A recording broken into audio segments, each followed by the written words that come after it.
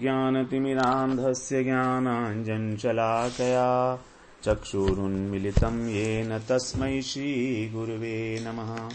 वाञ्छाकल्पतरुभ्यश्च कृपासिन्धुभ्यैव च पतितानां पावनेभ्यो वैष्णवेभ्यो नमो नमः। नमो महावदन्याय कृष्णप्रेमप्रदायते कृष्णाय कृष्णचैतन्य नाम्ने गौरत्विषे नमः।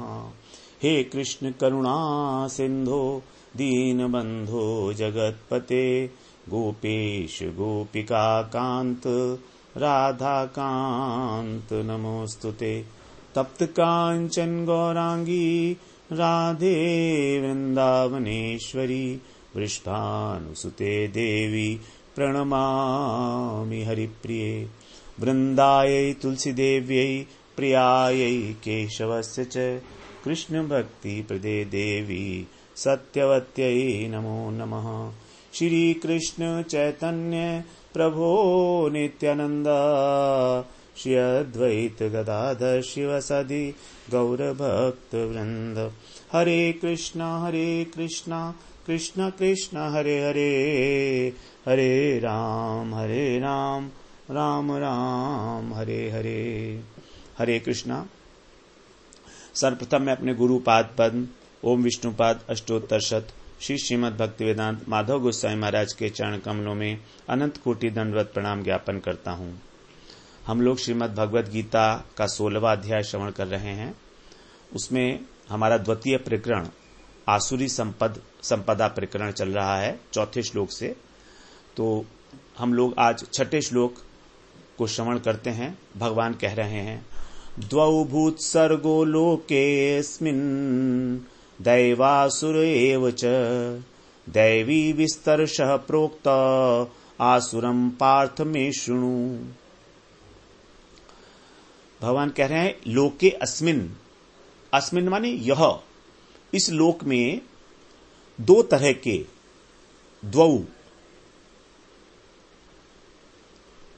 दो तरह के ही एव प्राणियों की सृष्टि है। सर्ग का मतलब सृष्टि। इस लोक में 2 तरह के ही प्राणी की सृष्टि है। भूत सर्गो कौन कौन से हैं? वो दैवी और आसुरी। दैवो विस्तरशः प्रोक्त। और मैंने जो दैवी प्रकृति है वो तो तुमको विस्तार से कह दी है। प्रोक्त माने कह दिया है। अतः हे पार्थ अब तुम मुझसे आसुरी संपदा सुनो। कैसे सुनो? विस्तार से। विस्तार से यहां पर कहा नहीं गया है, लेकिन अब भगवान की इच्छा है आसुरी संपदा को बताने की, क्योंकि दैवी संपदा भगवान विस्तार से बताए हैं। तो यहां पर भगवान ने आसुरी संपदा को विस्तार से बताने की भूमिका बांधी। अब भगवान, क्योंकि भगवान ने 4 श्लोक में केवल 6 संपदा बताई थी आसुरी, उसी से अर्जुन घबरा गए थे। तब अर्जुन को उन्होंने आश्वासन दिया कि नहीं, तुम आसुरी संपदा युक्त नहीं हो, तुम दैवी संपदा को लेकर ही उत्पन्न हुए हो। तो यहां पर भूत सर्गो, द्वौ भूत सर्गो, भूत शब्द से यहां पर सभी को लेना होगा। मनुष्य, देवता, असुर, राक्षस, भूत पिशाच, पशु पक्षी, कीट पतंग, वृक्ष, सब स्थावर जंगम जितने भी प्राणी हैं, इन सब में ही 2 प्रकार की प्रकृति होती है। नैसर्गिक स्वभाव इनका, दैवी और आसुरी।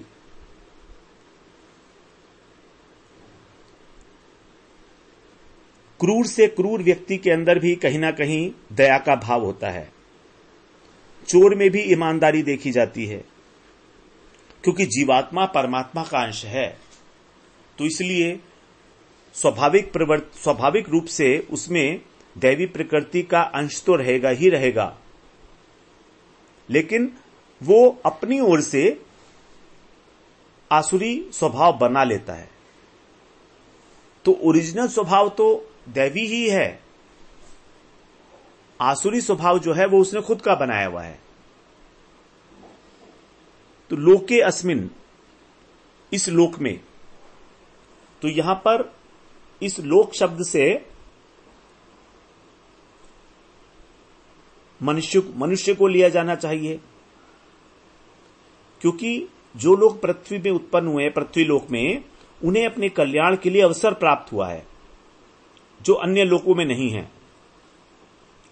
तो पहले तो भगवान ने एक जनरलाइज सी बात बताई कि जितने भी प्राणी हैं वो सब दो प्रकार के हैं, दैवी और आसुरी।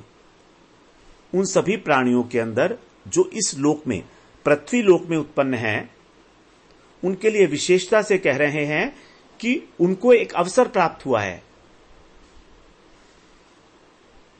जो अन्य लोकों में नहीं है।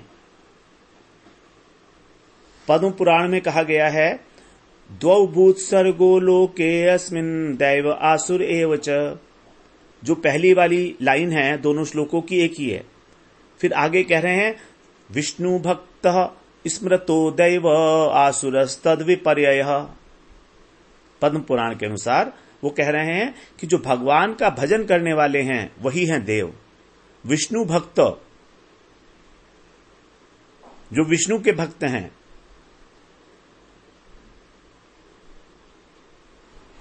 जो संसारिक राग द्वेष से मुक्त होकर भक्ति करते हैं वही देवता हैं, और जो नहीं करते हैं वे असुर हैं। आसुरस तद विपर्यय, उसके विपरीत।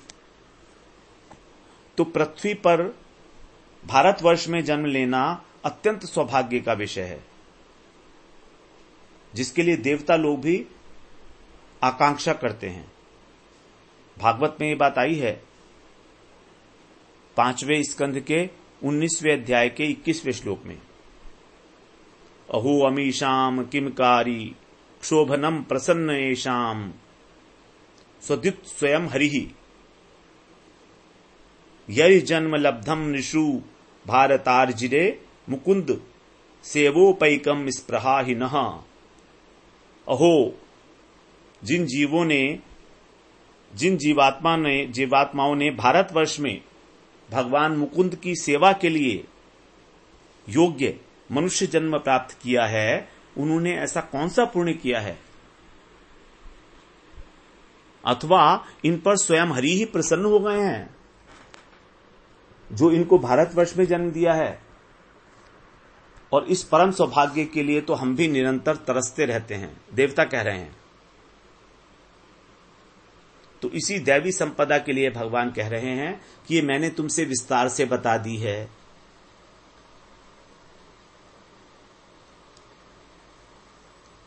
दैवो विस्तर्षः प्रोक्त, इसी अध्याय के पहले श्लोक में 9, दूसरे श्लोक में 11 और तीसरे श्लोक में 6 संपत्ति बताई, 26 लक्षण बताए। और इसके पहले भी अनेक स्थलों पर, 5 स्थलों पर भगवान ने दैवी संपद का वर्णन किया है। जैसे दूसरे अध्याय के 55वें श्लोक से लेकर 71वें श्लोक तक स्थित प्रज्ञ के लक्षण बताए थे, तो वो सारे दैवी संपदा युक्त थे। स्थित प्रज्ञ पुरुष, जिसकी बुद्धि स्थिर है। फिर दूसरे अध्याय में दूसरे जगह पर 6ठे अध्याय के 3 श्लोकों में 7, 8, 9 कर्मयोगी के लक्षण बताए। फिर 12वें अध्याय में तो भगवान ने 13वें श्लोक से लेकर 19वें श्लोक तक 7 श्लोकों में भक्तों के लक्षण बताए थे। फिर 13वें अध्याय में 7वें श्लोक से 11वें श्लोक तक ज्ञानी के लक्षण बताए, ज्ञान के उपाय। और 14वें अध्याय में बताए, 14वें अध्याय में 22वें श्लोक से 26वें श्लोक तक गुणातीत पुरुष के लक्षण। तो स्थित प्रज्ञ पुरुष, कर्मयोगी, भक्त, ज्ञानी और गुणातीत, इन 5 के जब लक्षण बताए गए तो ये सभी लक्षण दैवी संपदा है।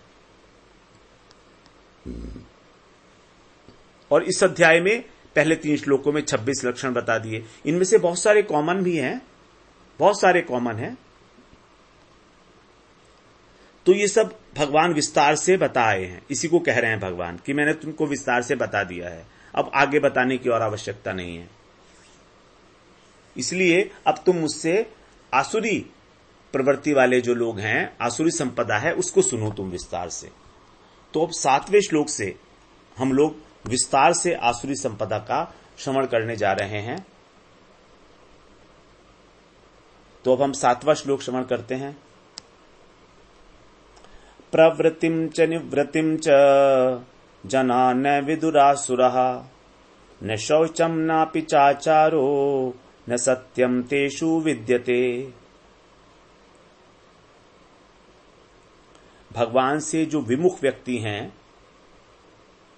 तो आसुरी प्रवृत्ति उनके अंदर किस क्रम से आती है, उसका क्रमबद्ध तरीके से भगवान यहां पर अब वर्णन आरंभ कर रहे हैं 7वें श्लोक से।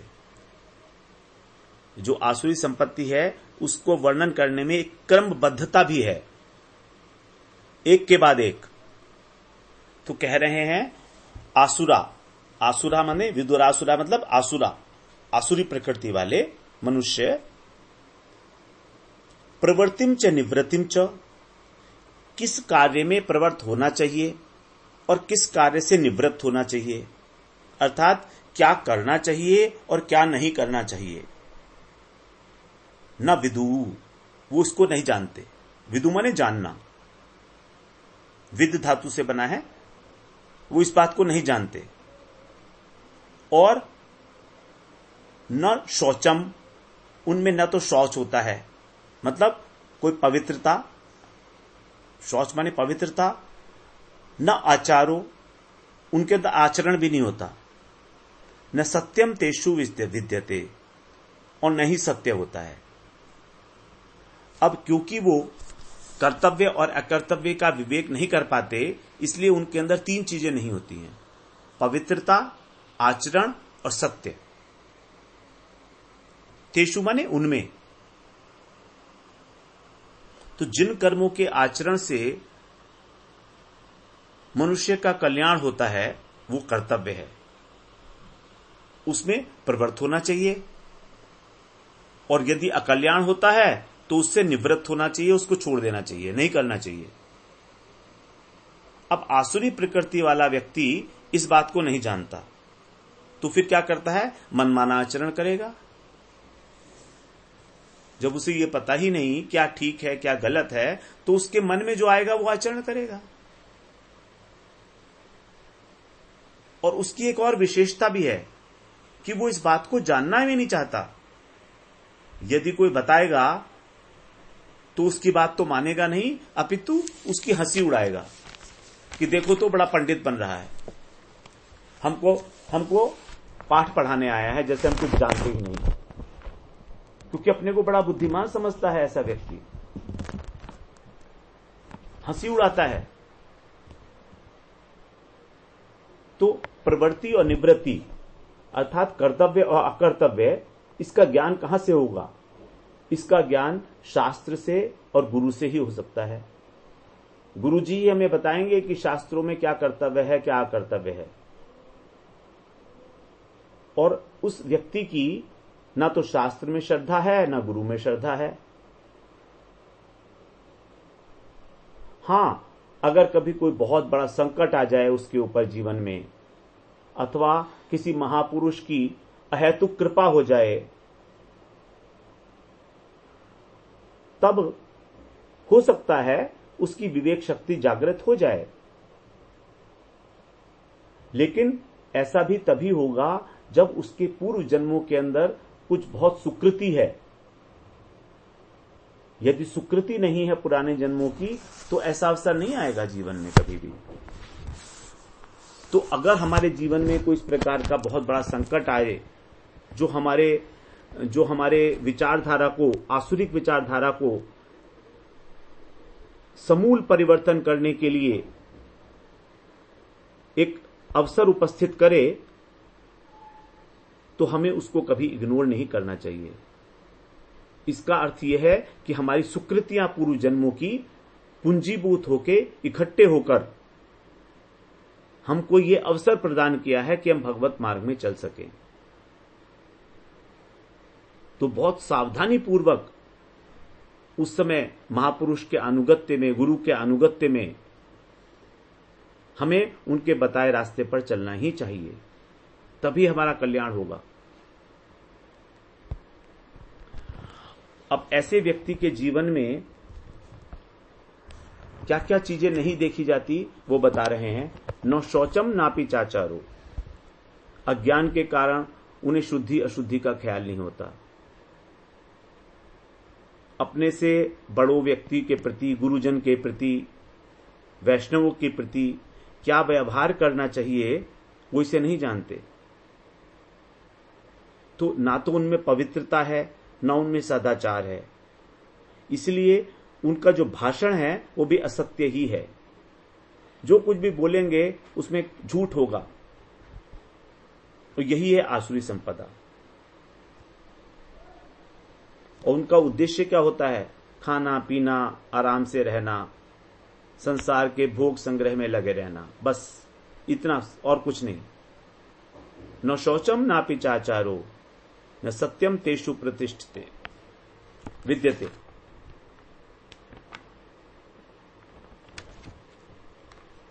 अब उनके जीवन में असत्य आ गया तो फिर 8वें श्लोक में कह रहे हैं, असत्यम अप्रतिष्ठम ते जगत आहुर अनीश्वरम अपरस्पर संभूतम किमन्यत काम हेतुकम। असत्यम अप्रतिष्ठम ते माने वे, आहु माने कहा करते हैं, ऐसा उनका कहना है। क्या कहना है? कि ये जगत असत्य है। असत्यम अप्रतिष्ठम, इसकी कोई प्रतिष्ठा नहीं है, बिना किसी मर्यादा के ही अपने आप से पैदा हो गया। आहुर अनीश्वरम, अनीश्वरम ईश्वर है ही नहीं। अनीश्वर का मतलब ईश्वर की सत्ता को न मानना। तो फिर कैसे पैदा हुआ? अपरस्पर संभूतम, स्त्री और पुरुष के संयोग से पैदा हो गया। तो फिर इसके लिए क्या हेतु क्या हुआ? कामना। कि मन्यत काम हेतुकम, केवल काम ही हेतु है और इसके अतिरिक्त और क्या कारण हो सकता है? अर्थात और कोई कारण नहीं है इस जगत के अस्तित्व का। स्त्री और पुरुष के बीच में जो काम भावना है वही इस जगत का कारण है, ऐसी उनकी मान्यता है। ये जगत असत्य है, ये जगत मर्यादा विहीन है, इसका कोई आधार नहीं है, ईश्वर नाम की कोई वस्तु नहीं है। तो फिर ये जगत कैसे देखने में आ रहा है? स्त्री और पुरुष की एक दूसरे के प्रति काम वासना के कारण। इस तरह की एक निकृष्ट सी विचारधारा से वो आक्रांत रहते हैं।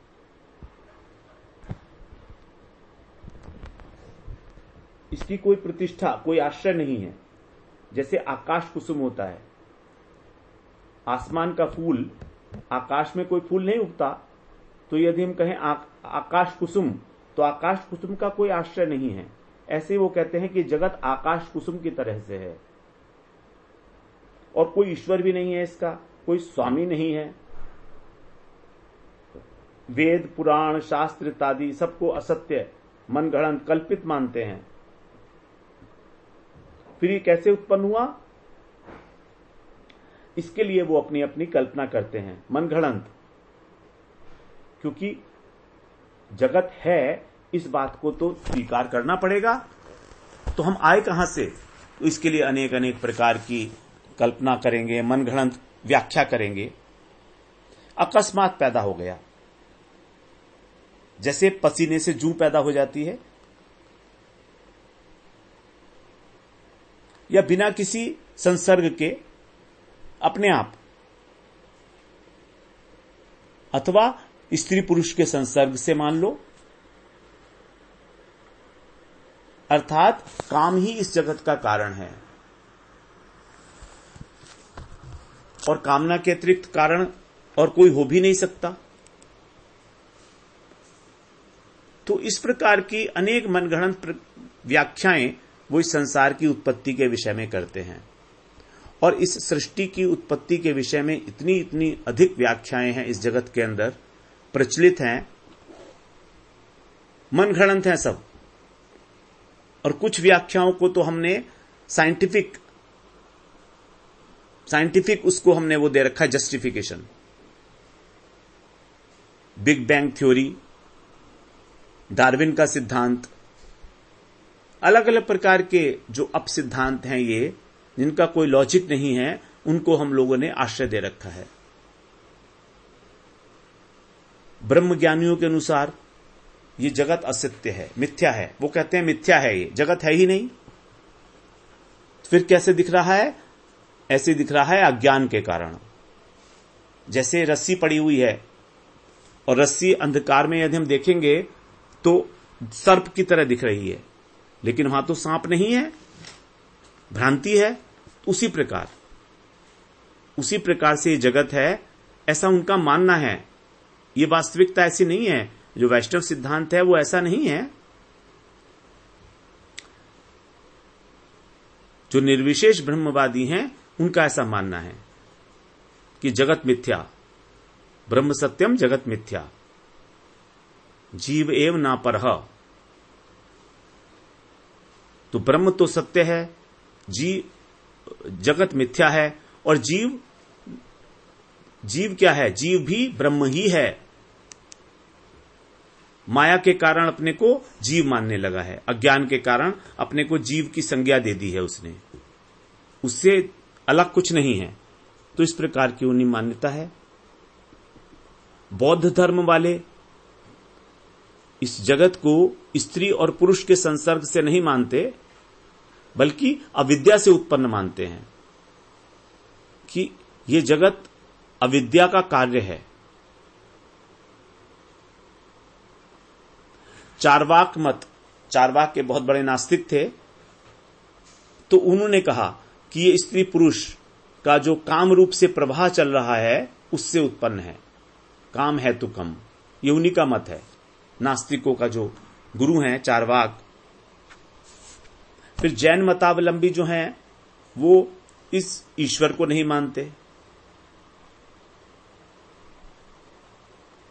और काम को मानते हैं कि वो भी काम से, स्वेच्छा से उत्पन्न हो गया है जगत, कामना के कारण।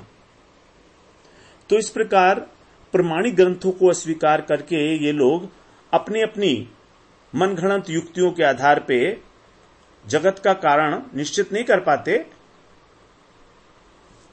भगवान ने जो गीता में कहा है उसे नहीं मानते। भगवान कह रहे हैं मायाध्यक्षेण प्रकृति सूयते सचराचरम। 9वें अध्याय में 10वें श्लोक में कह रहे हैं कि मेरी अध्यक्षता में ये प्रकृति ही इस जगत को उत्पन्न करती है। प्रकृति के द्वारा रचा गया है ये सारा भौतिक जगत, वो मेरी अपरा शक्ति है। तो वास्तव में सत्य संकल्प भगवान से प्रकट होने के कारण ये जगत सत्य है, लेकिन परिवर्तनशील है, नाशवान है। तो आसुरिक स्वभाव वाले इसको असत्य मानते हैं, आश्रयहीन मानते हैं और अनीश्वर कहते हैं। यहां पर एक शब्द प्रयोग किया गया है अपरस्पर संभूतम। इसकी व्याकरण के अनुसार इसका अर्थ बनता है जहां पर कार्य कारण भाव का निश्चय न किया जा सके। कार्य कारण भाव का निश्चय न किया जा सके कि मतलब कारण पहले है कि कार्य पहले है। उदाहरण के लिए मुर्गी से अंडा पहले हुआ या अंडे से मुर्गी पैदा हुई। ये क्योंकि मुर्गी कारण है और अंडा कार्य है, तो कार्य कारण का निश्चित नहीं किया जा रहा कि कारण कौन सा है इन दोनों में से। मुर्गी अंडा देती है, फिर अंडे से मुर्गी पैदा होती है, तो इनमें से कौन सा कार्य है और कौन सा कारण है ये नहीं पता लगता, क्योंकि कार्य जो है वो स्थूल होता है, कार्य और कारण सूक्ष्म होता है। तो कारण से ही कार्य की उत्पत्ति होती है। तो इसका निश्चय न कर पाना यही है अपरस्पर संभूतम व्याकरण के अनुसार। तो अब हम लोग 9वां श्लोक जो है वो श्रवण करते हैं। एताम दृष्टिम अवष्टभ्य नष्टात्मानो अल्पबुद्धयः प्रभवन्ति उग्र कर्माणः क्षयाय जगतो वहिता।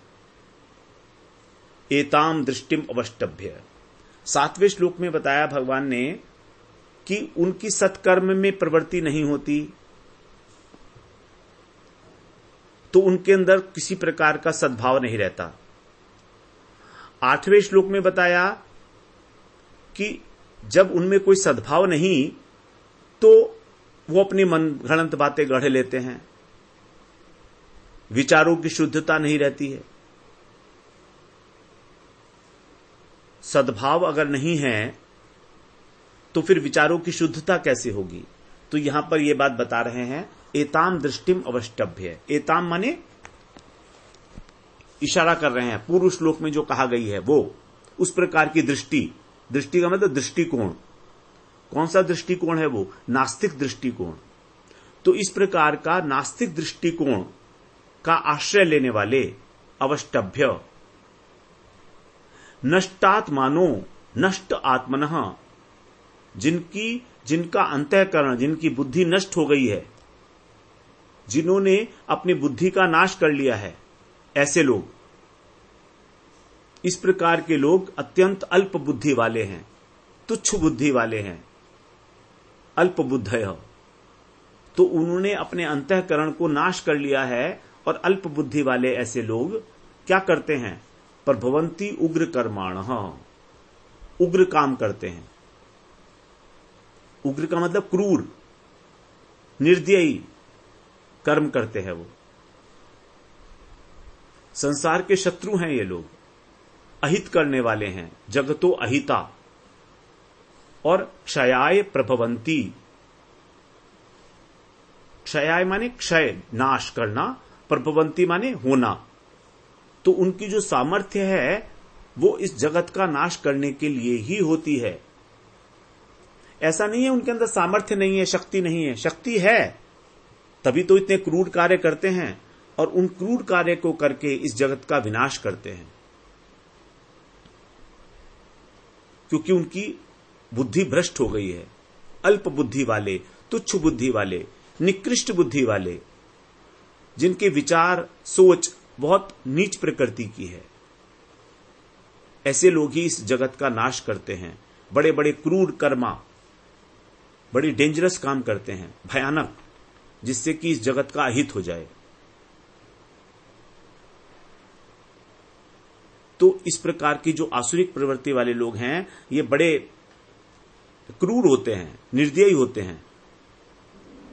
एताम दृष्टिम अवष्टभ्य, जिनको न कर्तव्य अकर्तव्य का विवेक है, न शौच है, न सदाचार है, न सत्य है, शास्त्रों में श्रद्धा नहीं, ईश्वर में श्रद्धा नहीं, ऐसे नास्तिक दृष्टिकोण वाले व्यक्ति।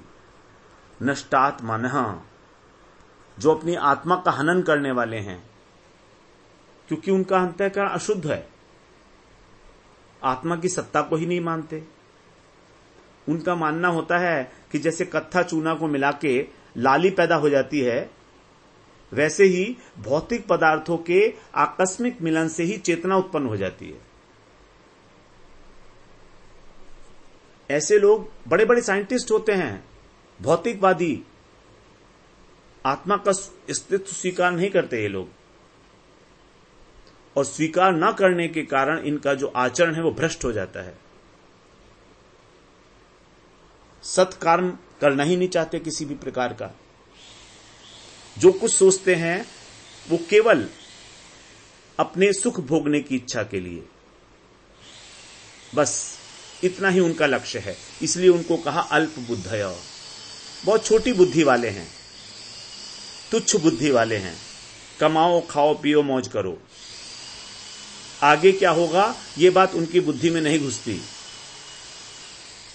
अल्प बुद्धि का मतलब यहां पर यह है, उनकी परमार्थिक बुद्धि नहीं होती। संसार के अंदर धन संग्रह करने में तो बुद्धि बड़ी तेज चलती है, लेकिन परमार्थ के रास्ते पर उनकी बुद्धि बड़ी तुच्छ है। उग्र कर्म करने वाले हैं, नास्तिक हैं, भोगवादी हैं, किसी से डरते नहीं। चोर डाकू से, सरकारी कर्मचारियों से तो डरते हैं, लेकिन भगवान से नहीं डरते। भयंकर काम करते हैं, क्रूर काम करते हैं, ऐसे काम करते हैं कि अपनी शक्ति, पद, अधिकार का प्रयोग करके लोगों का नाश करना चाहते हैं। अपना स्वार्थ सिद्ध हो या ना हो, दूसरों की उन्नति ना हो, दूसरों का हक छीनना, उन्हें मारना साधारण सी बात है उनके लिए। सभ्यता और विकास के नाम पे अधिक से अधिक प्राणियों का वध करने के लिए जो हम हथियार बना रहे हैं, उसका आविष्कार करने में उन्हें बड़ा गर्व लगता है कि किसी भी क्षण हम लोग संसार को नष्ट कर सकते हैं। ये उग्र कर्माण है और ये केवल विश्व का अहित करने के लिए ही है। पूरी मानव सभ्यता का विनाश करने के लिए तैयार रहते हैं अपने स्वार्थ के कारण। तो इस प्रकार के लोगों से बड़ा सावधान रहना चाहिए। क्रूर कर्मा, निर्दयी, स्वार्थी, विश्व का अहित करने वाले ऐसे लोग के विषय में भगवान ने बताया कि ये वास्तव में असुर ही हैं। तो हम लोग फिर अगले सत्र में 10वें श्लोक में प्रवेश करेंगे। वांछा कल्पतरुभ्यश्च कृपा सिन्धुभ्य एव च पतितानां पावनेभ्यो वैष्णवेभ्यो नमो नमः।